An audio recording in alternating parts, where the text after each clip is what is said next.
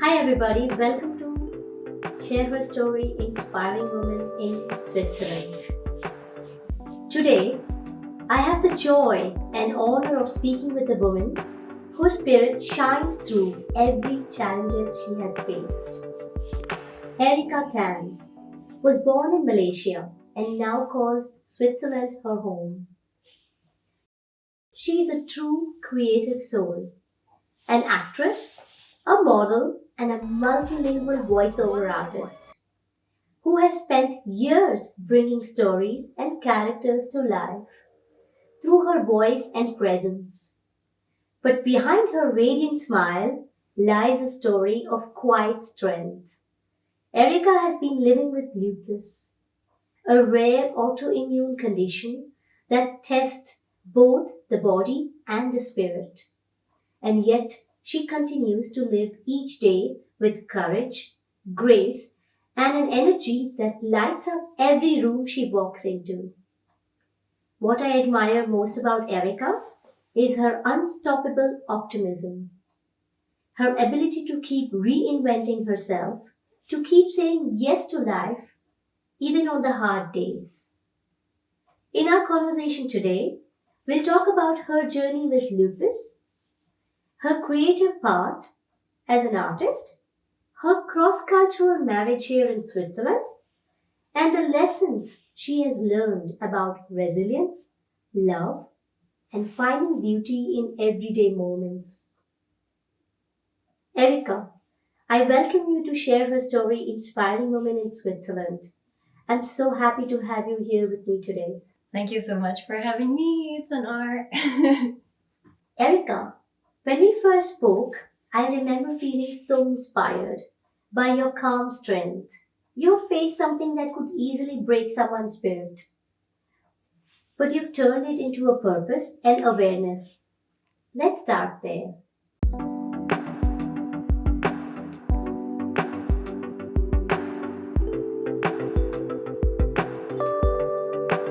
When were you first diagnosed with lupus, and how did that moment change your life? So I was studying in Australia. I was 16, going on to 17. Um, I think that the symptoms progressed slowly throughout my 16 years old. And then I was so young, I didn't know. I just thought it's like a normal, normal fever, normal whatever. But I started swelling and then I started getting really breathless and everything looks really bad. And I was with my cousin in Australia. My parents weren't there. And so my cousin called my parents without me knowing. They're like, I think you better come see your daughter. She doesn't look right. So my mom took the next day fly over, and then I got into emergency and everything. And that was when I was diagnosed. And I think at that moment I was too young to realize how serious this is, that it will change my life, that it's incurable and everything. So I wasn't scared at all. Like, I was so young and to be like, oh, okay, it's a sickness, so what, But then it takes time. It takes time to slowly sink in, and it's like, oh wow, this is serious. So yeah. Wow. Living with an invisible illness can be emotionally exhausting. How do you cope physically, mentally, and emotionally, especially on the tough days? It's a whole learning curve. It takes me many, many years to accept it, to be honest. In the beginning, I was a teenager, and I had, because of medication and the condition, I was overweight. I lost my hair completely, entire body. I was bald, I had no eyebrows, I had no eyelash, everything. Yeah, it was horrible. And I was in school, high school, the moment where girls loves to dress up, look pretty and everything. I was so depressed. I didn't want to go to school. I cried every day to my mom. I was like, I don't want to go to school. And then I had to wear a wig, Asian school, and they're very judgmental in the outlooks as a teenager and everything. And everyone was so pretty. And I'm wearing a wig. And at that time, the wigs are not realistic at all. And then I had no eyebrows. I had to learn to draw eyebrows. It was horrible because I don't know how to do makeup. And it was very tough. During my teenage years, I was not happy at all. I would say I don't have a childhood or teenager life. Yeah, I was very depressed, and I had almost got into eating disorder as well. And to be honest, my parents are very supportive. My family, they are all very supportive. Especially my mom, she's suffered so much and she's sacrificed so much for me. Now I learn how to cope by really listening to my body and rest when I really need it, and don't think that I'm a superwoman, because I'm not.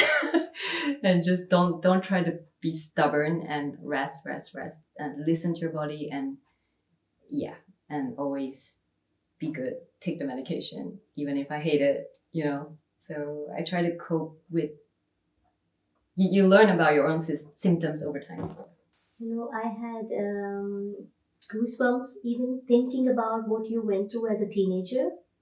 Because I think being a girl, especially in Asia, as a teenager, impacts your self esteem immensely. What you go through, Yeah. how you are surrounded, what kind of environment you have, it makes a huge difference. Yeah. What kind of impact did lupus make on your self esteem in those very formative teenage years and now? It was a huge impact. I hide at home a lot. Like, I never go out. I don't want to go out. And even when people come, I stay in my room. Even my brother's friends came, my mom's friends, my dad's friends came. I was like, I'm not gonna go out. I'm staying in my room. It was that bad. And like, oh my god, I'm gonna cry. But yeah, it was a very down period. I think I grew through that. It took a very long time, but now I'm good. Let's say sorry. But yeah, because I also got bullied a lot in school. We called names because I look different, and yeah, it was horrible. It was horrible, but I'm so glad it's over now. Yeah, and also why I ended up in Australia is because I wasn't happy in high school, and my cousin said, "Oh, I'm going there to do the pre-university course. Do you want to try it out?" So I was like, "Why not? I want to get out of here." So I did the test. I passed, and my parents were like, "Okay." They see that I'm not happy, so I went over, and I was happy there. And then I was glad I went over as well, because the medical system is so much better there. I'd rather be diagnosed there than be in Malaysia, that maybe the medical system is not that good. So yeah. Did you have any friends back in your school time when you were going through this tough phase of your life? Yes, but only like one or two, which I'm still in contact right now. I'm very grateful for them. Only one or two, honestly, that stick with me throughout. And most of the lifelong friends that really concern about me, I made in university. But high school, I have one or two that really sticks with me until the end. So yeah. Going through this chronic illness firsthand, what are some of the biggest misconceptions people have about lupus that you wish they understood better? A lot of things. I think people don't know what it is, and they used to think, oh, it's not that serious. It's just skin issues. It's not. It's like it's how everybody have autoimmune system to help your immune system to help fight the things that are bad from your body, so you don't fall sick or anything. But our immune system is compromised, like it's gone haywire, it's broken. So it attacks our body 24/7, every organ. So it's incurable, and we have to take medication every day. And for now, I'm happy to say I am in like remission, but I still have to take like heavy medications like steroids and other stuff. Yeah, and those medications give you side effects, long-term side effects as well. So it's like, ironic, then you cannot live without them. And yeah, and I want people to know, even though I look so normal outside, like actually inside it's we're fighting something every second. And I can do things every day like this because I got used to the symptoms, and I can I just handle it like even if there's pain or anything like this, I'm so used to it. Just sometimes like maybe you see like if a chronic illness patient, it's very easy to tell they want to sit down all the time or they stand in a weird position like after a while because they're having pain on one side or something, or like one outing can take us a few days to recover sometimes. Or like today I'm great now, maybe tomorrow I'll be like having fever and bedridden for like a few days.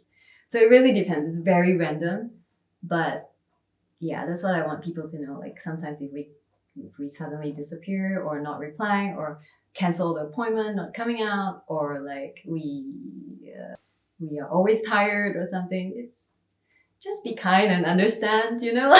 We're not trying to be rude, and we don't like to explain because then we downplay our symptoms because we don't want people around us to worry or our family to worry, or we're just too lazy to explain because people don't understand. So Thank you for taking this opportunity to talk about it. I really appreciate it. I think the women out there who have lupus, who are going through chronic illness, will relate to you, and the ones who don't have, I think it will make them aware.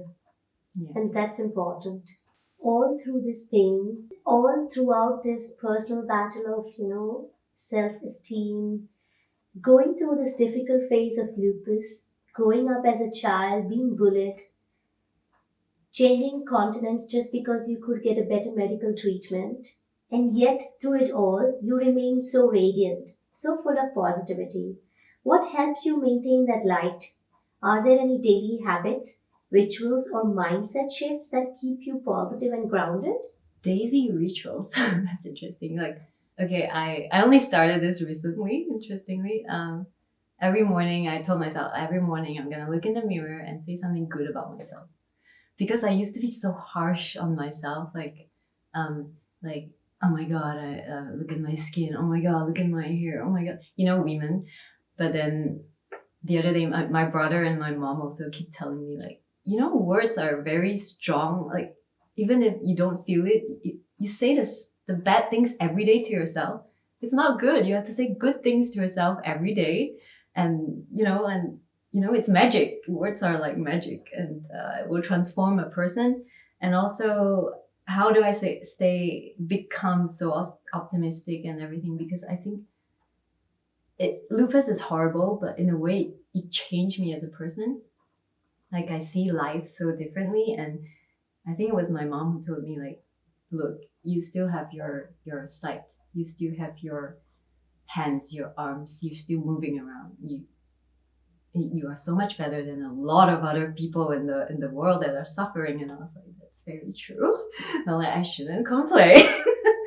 But yeah, and also she's like, you have a roof above your head, you have food on your table, you have clothes to wear. Like, treat it as a blessing. And I'm like, yeah, that's actually very true. So I started to change my mindset. I'm like, okay, I shouldn't, as I spent many years blaming, like, why me, why me, why me? But like, after you think about this, it's like, it's not that bad, to be honest, compared to a lot of other people. So yeah, it takes time, but acceptance is it's a whole turning point. If I had to take a message personally from your own journey, I got three important words: acceptance, gratitude, and positive affirmations. Very important. Yeah. It is a form of magic, I would say. Let's be kind to ourselves, right? Because it's the only person you will carry along till the end of your life, yourself. Yeah, that's a great sentence. If someone listening today is quietly fighting their own battle, maybe through a chronic illness, what message would you want them to hear? Many. But especially for my chronic illness warriors, my fellow chronic illness warriors or lupus warriors, you are not alone, and you matter, and you are way stronger than you think compared to a lot of people, because we're going through this, and you don't have to be ashamed or hide your condition. I mean, to stay in this world, it's It's very open about it, and you could inspire a lot of other people if you open up. And also, never stop having faith and hope, because I mean, I was very bad. I was bedridden at some point. And then it was so long to the point where I can start walking. My legs didn't know how to walk for a while. I had to train to walk. And look at me now. I mean, it's possible if you have positivity, and hope is a very big impact on your health, to be honest. So yeah, and don't be afraid to ask for help. That's what I learned. That's a very powerful message, Erika. I'm trying to take a moment to soak it all in because I think when I, as a person, met you, seen you, you're so full of positive energy. I would never know all that you said today you go through. I would never know what you are going through, really. It's nice that you talk about it because you're inspiring me and many other women out there by sharing your real story.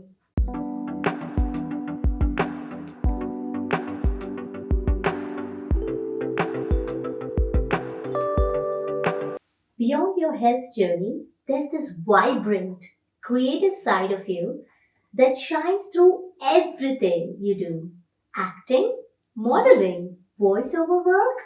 You really embrace the arts with such passion. What first drew you into this world of storytelling and performance? I can live a different person's life temporarily. I think that's very fascinating. And like acting, voiceover, modeling, they're all a form of acting. It's sort of like a little moment of escape from reality. It's like the fact that you can influence an audience with your character. I think that's amazing. It's fascinating to me. How do you stay motivated to keep creating and performing even while managing your health? The passion is what drives, I guess. It's very tough. I'm not gonna lie. It's really tough with having lupus in this industry that is all about how you look. In the beginning, modeling, yeah, it's so tough. But I don't know. Maybe I'm stubborn. I still think I really love it. I want to do it, and then I tried, and I was lucky that there were agencies who liked me and they signed me. And but there are times where it's constantly, because I'm taking medication and I have certain, like, steroids makes you gain weight certain parts and everything, and it's very hard to lose it, very hard to control. And then as a model, they measure you every week on the scale, on the tape, and the agency is constantly telling me to lose weight. I'm like, okay, I'm trying, but they understand that I'm having lupus, I'm taking medication, but they also ask me to try my best, and it's a constant stress. That's why there was a time my struggle with food has extended a long period of time, because also I was in this industry, and all the girls are beautiful, skinny, young, and sometimes when I flare, my skin is crazy, and I was so scared of going to work, and sometimes I'm booked and then I flare the day before. And I also got on a job before as a model, where my skin was flaring up so bad, and the client was so angry on the spot, they sent me home, and I was crying the whole journey. And then my agency is like, it's okay, don't worry, it's okay, don't worry. So I was very glad for my agency at the time, who understands a lot. And also there were times where clients were saying I'm fat and everything, like this constant pressure in your job every day, you will get affected somehow, but I try not to, because, yeah, I mean, it's just the industry, right? And also I started modeling in an older age, like not like 14 or 15 like the other models, but so I'm glad, because then I'm older, I understand a bit more, and I try not to get affected as much, because it's very toxic. After that, my agency was like, oh, would you like to try acting? So I went into it, and it was even tougher. It's like more than 10, 12 hours filming days. The most I have been on is 14 to 16 hours of filming days. And in between, sometimes I felt like a flare coming, and I didn't ask the doctor. I took to my own liberty. It was bad. Don't take this advice. I increased my medication dosage just to hang on the filming period, which is really bad because afterwards you have to like pay back the price. But yeah, and then usually even if I'm having a fever or something, I still went on, because when you're not an A-lister or whatever, nobody cares what you say, and you have to push through because the entire crew has like 50 people. Nobody's gonna stop one day of schedule for you, you know? So I just try to push on, but it was very, very tough, and it took a toll on my health. And then at some point I told my nancy I had to rest for like 3 months or something. Yeah, and then get back again, and then I have to rest again. So I learned that curve, and that's how I cope. And also, yeah, it's tough. This industry is very tough, so it's not easy. It's not as glamorous as people think. So yeah, and then besides that, we have to look good. You know, it comes as a surprise and a little bit of a shock to me when you say somebody told you that you need to be skinnier, because I Yes. think, and prettier in my eyes, and every woman out there who watches you, who sees you, you are so pretty and you're so slim. How much more can you lose? I was half my size when I was modeling, but yeah, this industry affects people long term. Like even now, sometimes I'm still going back to the, oh my god, I'm so fat, oh my god, you know, and then I have to remind myself, okay, I shouldn't say this in front of people, especially in Switzerland. when we're Asian, we are smaller already. Like I should stop saying that. Like, yeah. You know, this is a personal question I have. Do you think in this industry the expectations with body, are they healthy? You mean this industry today, or Yeah, the industry you are in, right? Acting, modeling, they expect a model to be skinnier. yeah, You know, her jaws fully in, the bones Yeah. coming out.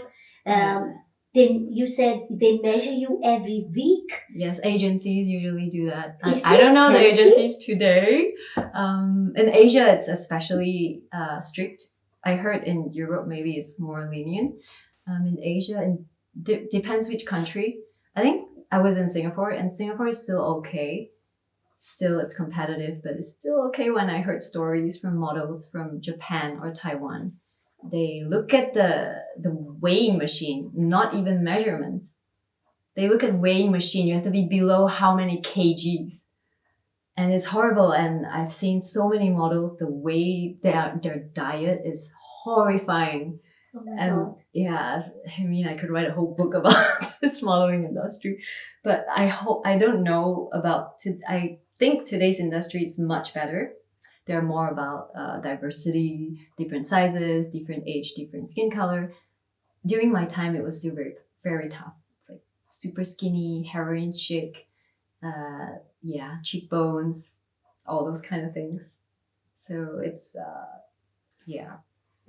And I've seen that you recently did an ad, a big commercial with some famous personality. Would you like to say? I think you did a shot in Zurich, right? Or Yes. somewhere. Would you like to talk about that? Because I think it would be interesting for people to see your work.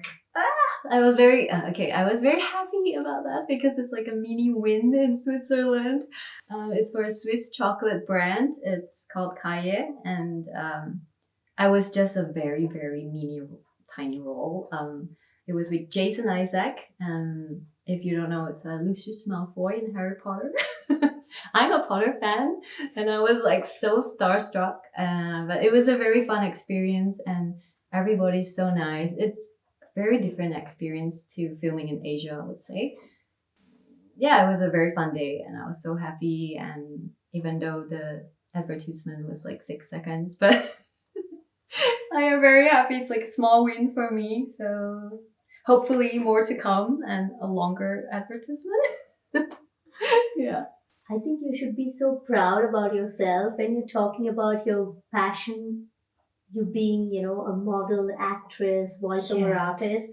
You achieved so much from acting roles to voiceover projects. I mean, when you talk about this, it's like, I just said it's super toxic, but then I love it. It's like, you know, it's like, it's Yeah. when you have your passion, you just keep going. Is it still toxic in Switzerland when you do roles, or is it No, regional or? I think every industry has a bit of toxicity and has a bit of negative side, but you just have to overlook it and always be grounded, I guess. Like don't get affected by whatever comments or, don't try to follow the trend or do something crazy or yeah. Be Don't grounded. take it personal when Don't there take are it comments about, personally. because in your industry there are comments about Yeah. body, Yeah. look, the skin. I Yeah. think they take a lot of toll. So Yeah. And some people are really mean, but there are very nice people as well. So I think it's the same for every industry. So yeah. Yeah, and I'm sorry, did I stray away from your question? actually, I was coming to a question where, being in this industry, what's been your proudest moment as an artist so far? I think I aim too high, but I haven't reached. I have some dreams that I haven't reached yet. But a proud moment as a model, I was very happy to be featured in Harper's Bazaar twice when I was modeling, and I was so happy because my dream is to be a high fashion model and high fashion magazines. And well, I'm not tall enough to walk the high fashion runways, but this is good enough. And also, I was once on a gigantic poster hanging in the entire shopping mall in Singapore, and I was proud of that. And also, I was in a billboard in Singapore at some point. That's as a model. I was proud of that. As an actress, I was really proud to be able to be given supportive roles in Singapore. It's very rare to get. I mean, even supporting roles is really hard to get, and I am very proud to be able to play alongside a lot of veteran artists. And I had this opportunity to be in a production where international big stars were there and Hollywood directors were there. It was eye-opening. I experienced a big production. And also, I was very proud to my career advertisement. I was very proud to be starred alongside Jason Isaac. And the only lead role I got was during COVID. We had this very interesting remote film shot. I had to film it with my phone, and then the whole team was on Zoom, and then the other lead was on the other country. We do it remotely, and then I had to follow their instruction with the lighting and the settings on the phone. And then it's a short film. We submitted it, and they won a lot of awards, and it was amazing. So and those are my proud moments. Oh, and I haven't said about voiceover artists. Am I talking too much? Voiceover artists. I am very proud that I got casted in a Starbucks commercial recently. I was the lead voice for a short animated film from an award-winning studio in New York. Wow. I gotta pat myself on the shoulder. I think you're really undermining what all you have achieved. When you said you're not a big star, but I think when you talk about all your achievements, it sounds fantabulous. Can I say that word? Fantabulous. Because you've also recently been featured in a Malaysian magazine and received a big recognition. Can you tell me about that moment? What did this experience mean to you? I was honestly not expecting it because, to be honest, there are so many voiceover artists in Malaysia. And then I knew about this magazine since I was a kid because they're always posting like top 10 stuff. When they contacted me, I was absolutely shocked. I was like, what? Did they send the wrong email? And then I was like double checking. I was like, it's my name. And I was like, wow.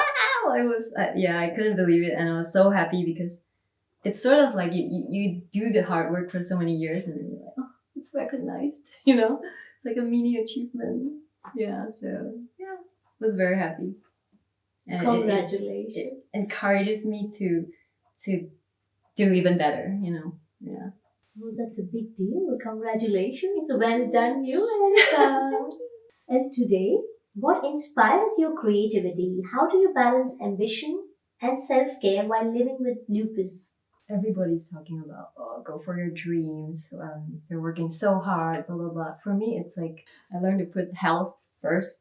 I used to have big ambitions, like I just told you, like probably unachievable. But now I feel like as long as I'm healthy, I'm happy, and that's an achievement, in life, and I'm comfortable in life, and that's already an achievement to a lot of people.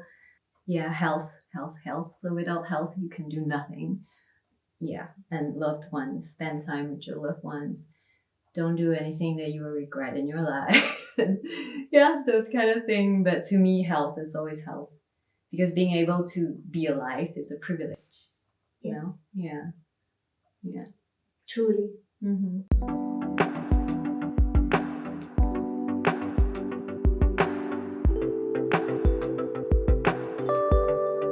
Your life bridges two cultures, Malaysia and Switzerland. Love truly knows no borders. I can relate that from my own marriage. What was that cultural adjustment like when you first moved here from Malaysia and began life with your Swiss husband? It's very different. I would say in the beginning, it's always difficult. I'm sure you can relate. It's exciting, but it's like there are a lot of difficulties we didn't expect until we arrive.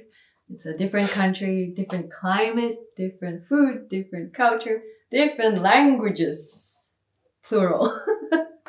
Even the water is different. And yeah, and you have no family, no friends, and in the beginning it was tough. I had some time where I was really down, and but over time you sort of adapt, and like I tell myself, okay, this cannot go on too long. There is time for us to miss home and everything, but that's about it. Like embrace this new country, and yeah, I grew to love it now. Actually, like if you ask me which country is better, I would say I love both. Both. I've got the best of both worlds. So What has been your biggest culture shocks or surprises from living cross-cultural relationship? culture shocks.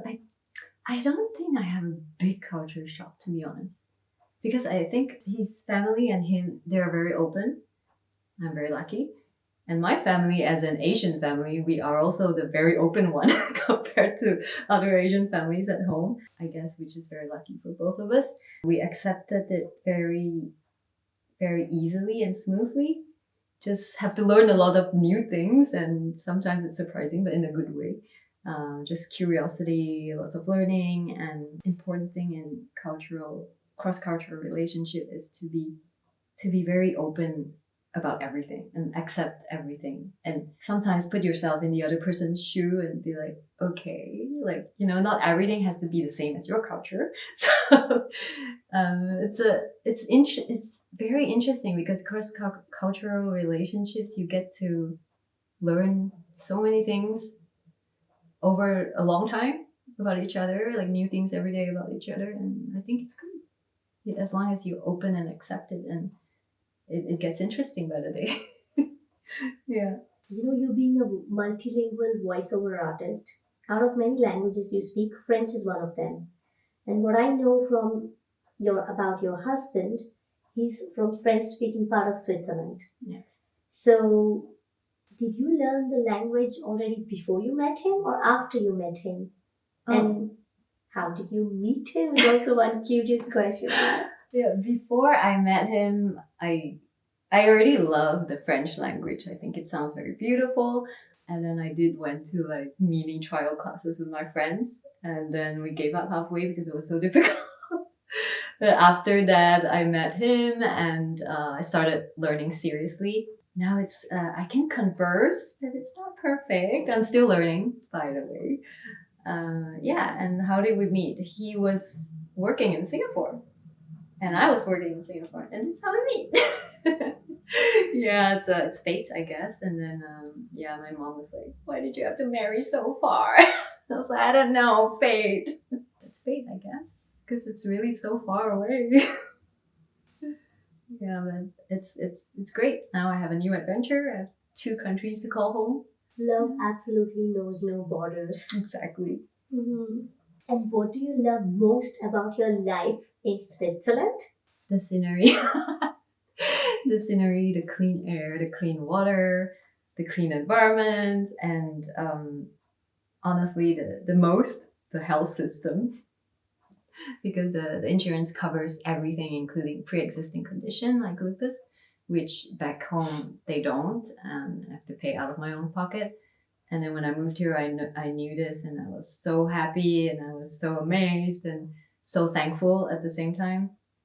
And the medical system here, the doctors, I could say they really, really care about their patient a lot, like sincerely. You can feel it, but it's very different from back home. People are very sustainable. People are much less judgmental on little things. Yeah, that's what I love about Switzerland. Yeah, I can relate to some of those points you say, me coming from Asia, right? I think the moment you start accepting yourself, being kind to yourself, love yourself, everything changed. Everything changed, Yeah. including your environment, the facilities, the people, even when you talk about clean air and water, I can totally relate because I grew up in Mumbai, in India, the big city where the air is very heavy and polluted. I have asthma, so how do I say, the blessing of clean water and air, what it is, it's really a big deal. You compare from where you come from and where you are. So I think I really totally relate. I'm really thankful for the place we are and so clean air, water. Yes. What advice would you give to other women who are navigating cross-cultural relationships or moving abroad for love? Love conquers all. As cliche as it sounds, it's not always going to be smooth sailing. It's never easy in the beginning because you have to change the entire environment, like a new life, but always be open-minded. Always try to understand things when it's not going your way, but try to understand, handle it like an adult. If you have the opportunity to be in a cross-cultural relationship, it's a huge blessing because you get the best of both worlds and you're given a new identity. So see it in a positive way instead of, oh my God, I have all this struggle, see it in a positive way. Like, not a lot of people get to live the life that you're living. So yeah, let's be open-minded and accept. That's a powerful message for all the women who have cross-cultural boyfriends, or husbands, who have some sort of change coming. Yes. Be open, take the best of both worlds. Exactly. And most of all, love conquers everything.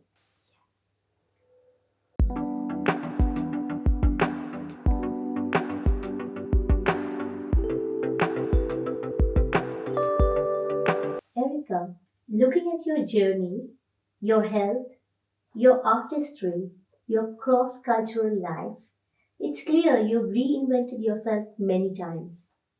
You've shown that resilience can be both quiet and powerful. When you look back now, what do you think helped you grow the most through all these challenges? Believe it or not, I think having lupus, it's what helped me grow. Because I think before lupus and after lupus, I am two very different persons. Yeah, even my mom said so. So because I think being in a near death situation, after that you sort of see things differently, you see life very differently, and you change completely as a person. For me, I think it changed for the better. My perspective in life and people and everything has changed, and I am definitely more resilient, much more kinder. And and seeing everything with a very open mind and open heart, because I think it's much easier to be happy if you have an open mind and open heart. Absolutely. Yeah. You said you were to a near-death experience. After going through that feeling or experience, what does happiness mean to you today? Happiness is very simple, to be honest. A lot of people will say, "Oh, I'm unhappy," but you are happy. Like there are so many things to be happy about. Like you are alive, you are healthy, health, you are safe. That is happiness to me. Like my family members, my friends, they're all healthy, safe, alive. That is one of the biggest happiness, to be honest. And yeah, and you're living comfortably. That's already a huge blessing, and you should be happy about it. Yeah, that's my sentiment about happiness. If your story could speak to one woman out there, maybe someone who feels unseen or stuck in her own struggle, what would you want her to take away from your journey? It takes time. I'm not gonna lie, but you are never alone. You are not alone. Don't be afraid to ask for help. A lot of people don't like to ask for help, but that is very important, because once you take that step out, you realize that you don't have to struggle alone. Always believe that it's okay to ask for help. It's okay to say no. It's okay to put yourself first. It's okay to disappoint people sometimes. Find a lot of people share the same struggle as you, and it's much easier to go on your journey if you find that you're not alone. So I think that's what we are trying to do with sharing the stories. I'm sure the women out there listening will feel less alone, more together, and more power. I'm sure your story has inspired many. Thank you for sharing your story with such grace and authenticity. You've reminded us all that strength doesn't always roar. Sometimes it whispers through resilience, creativity, and light. You are proof that even when life asks you to slow down, you can still shine, still inspire, and still make magic in your own way. It's been such an honor having you here on Share Her Story. Thank you, Erika. thank you so much for having me. I am very happy to be able to share about lupus and my experience. Hopefully this will reach some lupus warriors as well, and letting them know that there is hope. Thank you so